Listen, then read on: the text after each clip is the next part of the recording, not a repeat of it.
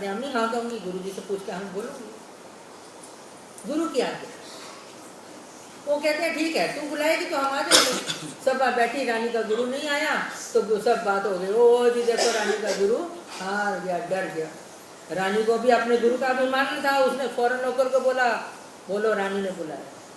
गुरु आ गए, बैठे, बातों बातों में वो हार गए। वो वेदों की स्थापना करते थे, ये वेदों का नष्ट करने का विवरण बनाते थे, तो वो हार गया। कहता बातों में क्या लड़ाई और पानी जितनी मर्जी बढ़ा लो, सामर्थ्य दिखाते हैं। वो कहते क्या, वो कहते हैं मेरी कुप्पी स्वर्ग में जाएगी, अमृत लाएगी। रानी का गुरु कहता है मैं लाने नहीं दूंगा।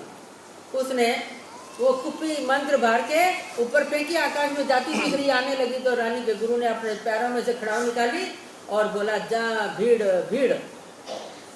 वो कहते ही वो कुप्पी के 3 टुकड़े हो गए, एक ऊपर कुंडी, एक शिवालय और एक चरण वीला। वहाँ पर एलोरा में अभी भी 3 जगह पानी हमेशा ही होता है, वो वहाँ पर स्वर्ग का पानी के कुप्पी के 3 टुकड़े।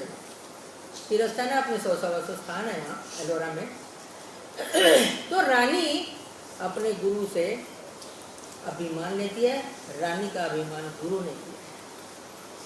कहने का मतलब क्या है कि अपना गुरु क्या है, उसकी पात्रता कितनी है, ये उसके पास हम जाएंगे आएंगे, लेकिन अंधश्रद्धा नहीं होनी चाहिए। अंधश्रद्धा नहीं होनी चाहिए, अंधश्रद्धा से हम गिर जाएंगे खटे।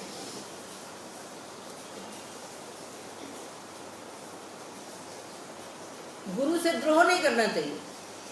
भट्टाचार्य है, उसने भी वेदों की स्थापना की और दूसरे क्षेपनिक थे तो वेदों का नाश करने वाले थे। भट्टाचार्य ने कहा अच्छा ठीक है चर्चा करते हैं। चर्चा में एक दिन हार गया तो उसका शिष्य बन गया, उसको गुरु मान लिया उसने, वेदों को हराने वाले को। एक दिन इसने जान के नाटक किया कि मेरे को बुखार हो गया, मैं सुबह अपने गुरु जी को दंडोत करने नहीं जाऊंगा। तो अपने दूसरे शिष्य को कहता है कि जाके बोल कि भट्टाचार्य को बुखार हो गया, उनकी तबीयत ठीक नहीं है, वो मर गया है, तो अब क्या करना चाहिए। तो वो जो क्षेपनिक है वो कहते हैं जो वेदों में लिखा है वही करना है। भट्टाचार्य तो मरा नहीं था, उसने कहा देखा आखिर वेद ही सच है। वो कहता है अब इसको पूछूंगा मैं, वो मरा तो था ही नहीं। और उसने आकर कहा कि तुमने तो ऐसा कहा था, और वो शर्त भी ऐसी लगी थी कि तुम हार गए तो तुम्हें गरम गरम तेल की कढ़ाइयों में सबको तलूंगा। भट्टाचार्य ने सबको तेल की कढ़ाइयों में तल दिया। अब एक दिन भी क्यों ना हो, वो गुरु जब बन गया तो गुरु ने मेरे को एक दिन का भी उपदेश दिया है, तो उतने में ही भट्टाचार्य ने उस गुरुद्रोह का अपने आप पर दंड लिया। इतने सारे उपले लगाए, उसको जलाया और उसके बीच में वो खुद बैठा कि गुरुद्रोह की ये शिक्षा है, ये सजा है। इस तरह गुरु क्या चीज है, उसके उपकारों को अगर हम नहीं जानते ना तो हम बेईमान हैं। उसकी निंदा करने से पाप लगता है। एक गुरुजी थे बाबा, अभी कुछ सालों की बात है, उन्होंने किसी शिष्य को कुछ कहा, उसने उस गुरु की मानता नहीं जानी, कहता हूँ किया तो उसका मुंह ऐसे ही रह गया, सीधा नहीं।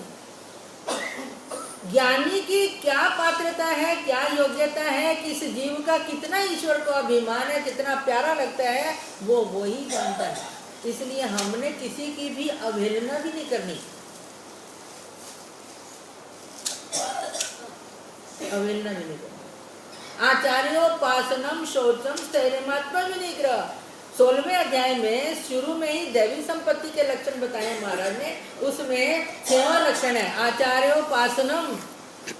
जो आचार्य जन है, खुद आचार करते हैं, दूसरों से आचार करवाते हैं, वो आचार्य हैं, उनकी उपासना करो, उनकी अनुमति के अनुसार चलो, उनकी आज्ञा का पालन करो, उनके सहवास में रहो, उनसे कुछ सीखो। क्योंकि पहले भी गुरुकुलों में भेजने की प्रथा थी, और आज भी हम लोगों को भी संन्यास का कारण यही बना कि थोड़े दिन गुरु जी के पास जाना है, दक्खन जाना है, दक्खन जाना है। पहले महाराज कहाँ कहते थे, दक्खन जाना है, गुरु जी के पास जाना है। देखा वहाँ जाके पहले 5-7 दिन दिल नहीं लगा, फिर लग गया तो आने को दिल नहीं था, जबरदस्ती आ गए तो फिर जाने का योग आया तो फिर नहीं आए, वो बात अलग है। लेकिन जब तक हम उसके पास नहीं जाते तब तक उसके पास हमें जो रहने का सुख या योग्यता है, कर्मनाश है, वो नहीं होते, वो नहीं होते।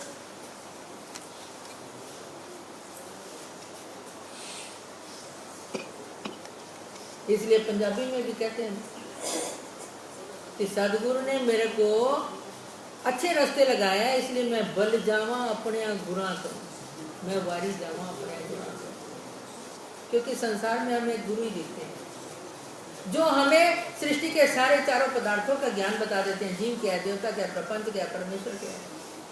आचार्य जी रिद्धपुर में जाने वाले को कहते हैं, भाई जो रिद्धपुर में जाएगा पहले श्री प्रभु की बच्ची की वहाँ सावलापुर में उसको मिलो, फिर राजमठ के बाहर अवसर रहती है उसको दंडोत करो, और फिर राजमठ में जाना।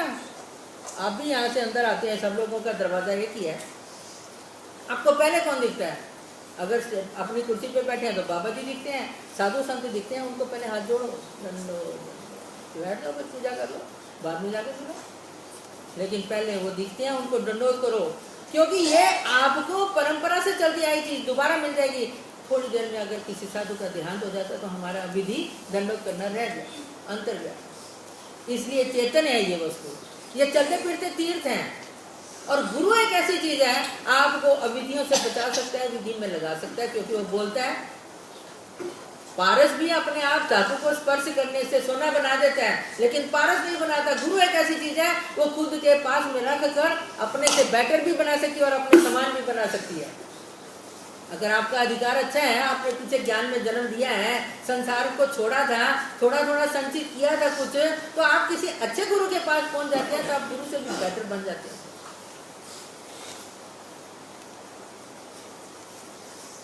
इसलिए गुरु एक ऐसी चीज है, उसको आप अगर नहीं पहचानते तो आपने अभी तक कुछ भी नहीं पहचाना। उस गुरु की महिमा, गुरु का उपकार। हमारे मराठी में हम लोग जब हम चक्की पर चलाते थे, गुरु जी देते थे सबको 2-2 4-4 किलो आटा पीसने के लिए, तो क्या कहते थे, गाओ कुछ। वो कहते थे, मराठी में गाते थे, उसका मैं हिंदी में बोलूंगी कि पड़ोसन का उपकार तो मैं ऐसे वैसे चुका दूंगी, लेकिन गुरु के उपकार तो मेरे बालों बालों में घुसे हुए हैं।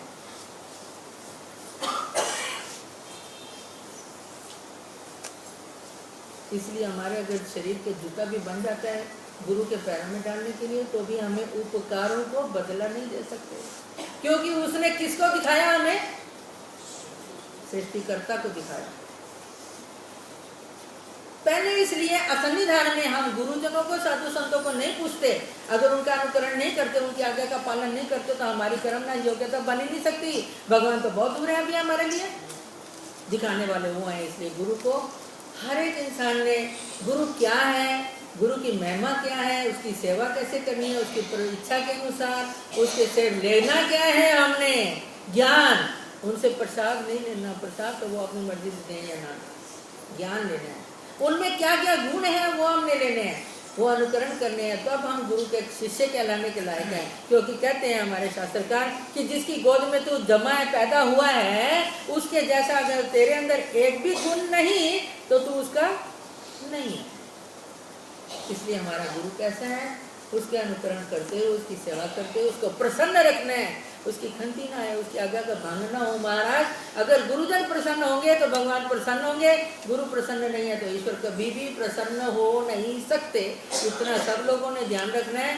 और गुरु को समय में, साल में एक बार तो भी मिलने जाना चाहिए, तो भी मिलने जाने दिए।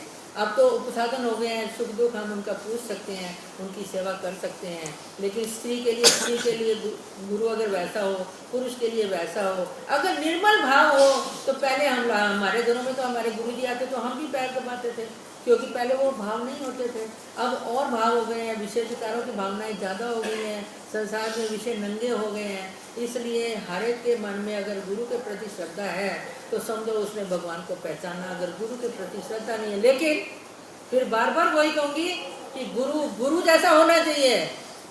जैसे आग, पास में रहो तो दर्दें दूर हो जाती हैं, और बहुत नजदीक जाओ तो जल जाता है। दूर रहो तो घी भी नहीं पिघलता, तो हमें क्या फायदा होगा।